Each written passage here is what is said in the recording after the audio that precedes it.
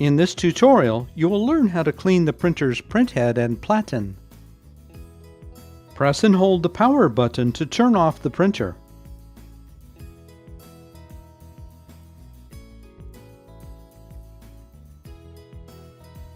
Open the media cover.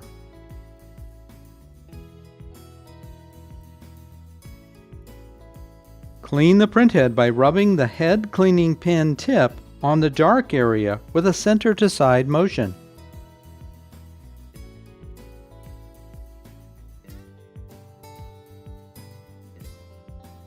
Allow the printhead to completely dry before loading media and closing the media door.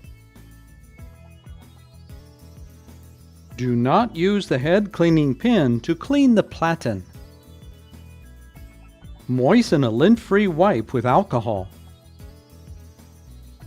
Clean the platen with a center-to-side motion while turning.